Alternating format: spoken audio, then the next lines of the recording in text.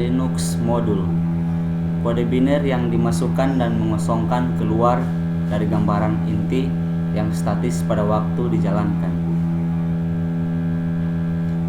Modul kernel Linux memudahkan pihak lain untuk meningkatkan kernel tanpa harus membuat sebuah kernel monolitik dan menambahkan fungsi yang mereka butuhkan langsung ke dalam image dari kernel.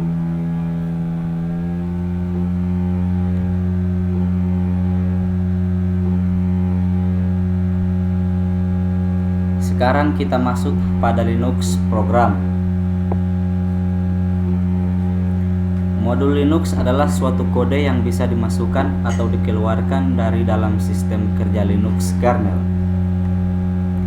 Cara kerjanya yaitu, jika ingin menambahkan suatu fungsi pada komputer, yang harus dilakukan adalah membuat modul, mengaplikasikannya dengan menggunakan perintah insmod, insermod, dan pada modul terdapat 3 komponen untuk menunjang modul kernel Linux, dan ketiga modul tersebut adalah yang pertama, manajemen modul kernel Linux. Manajemen modul akan mengatur pemanggilan modul ke dalam memori dan berkomunikasi dengan bagian lainnya dari kernel. Memanggil sebuah modul tidak hanya memasukkan isi binernya ke dalam memori kernel, namun jika harus dipastikan bahwa setiap rujukan yang dibuat oleh modul ke simbol kernel ataupun titik masukan diperbaharui untuk menunjuk ke lokasi yang benar di alamat kernel. Yang kedua, registrasi driver. Untuk membuat modul kernel yang baru dipanggil berfungsi, bagian dari kernel yang lain harus mengetahui keberadaan dan fungsi baru tersebut. Kernel membuat tabel dinamis yang berisi semua driver yang telah diketahuinya dan menyediakan serangkaian routines untuk menambah dan menghapus driver dari tabel tersebut. Kemudian yang terakhir, yang ketiga, resolusi konflik atau mekanisme penyelesaian masalah.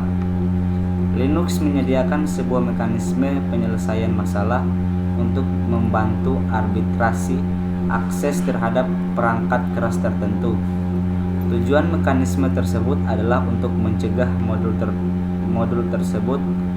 berebut akses terhadap suatu perangkat keras, mencegah autoprobes, mengusik keberadaan driver yang telah ada, menyelesaikan konflik di antara sejumlah driver yang berusaha mengakses perangkat keras yang sama.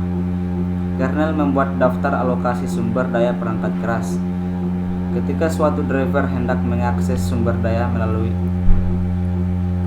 MK port, jalur interrupt, ataupun kanal DMA, maka driver tersebut diharapkan mereservasi sumber daya tersebut pada basis data kernel terlebih dahulu.